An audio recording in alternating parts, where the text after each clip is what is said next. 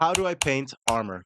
First things first, we need to study the material and its unique properties when it comes to how it reacts to light. Reason being, the way a material interacts with light is what differentiates it from any other material, like glass, water, etc. Look for an armor reference that you like. You'll notice that the quote unquote dirtier the armor, the less shiny it is, the less you notice the environment reflecting onto it. Of course, it always will, but as you can see, if you paint the environment into the armor more prominently, then it appears shinier. The metal appears quote unquote cleaner. You can see here in this example of the pot that the surfaces that have scratches on them, because the nature of a scratch is that you lose material of the thing you scratched with, and the softer material ends up staying on the harder material. That means the different material staying on the surface of the metal is then what created the scratch, hence you losing the reflection of the environment. I hope that made sense.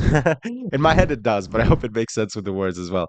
Same thing with dust, dirt, literal dirt, and so on. All of these extra layers that come between the light touching the metal surface and then reflecting into your eye is what prevents the environment from reflecting into it. Oh my gosh. So yeah, here in this example, as you can see, I am painting a pauldron. Afterwards, I also start painting a sword. And you'll notice that what I am focusing on here is less making the local shadows look good, but more painting the environment onto the surfaces, because that is then what dictates where there will be more shadow, where there will be more light, where the metal is clearer with less dirt on it, and where there's more dirt. And don't forget to add bevels, because bevels are a good way to separate where planes meet. Now, you can do this for metals, and you can do this for any material in reality. But if you do it for metals in particular, you'll notice in League of Legends splash arts, they do this all the time. It makes whatever you're painting look more 3D, look more realistic. And in conclusion, do not forget that above material properties, a more important priority is light properties as a whole. You still lose all detail where no light reaches, so adequately show this with ambient occlusion. Cast shadows are also a property of light,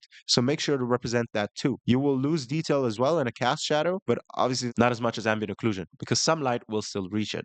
Now go out there and apply this to whatever D&D original character you got commissioned that wears armor. That's why you looked up the tutorial, no? Subscribe for more tutorials and art videos. If you want to critique my art, go ahead. If you want to give me suggestions for art videos, also go ahead. Much appreciated. And I'll see you in the next one. Goodbye.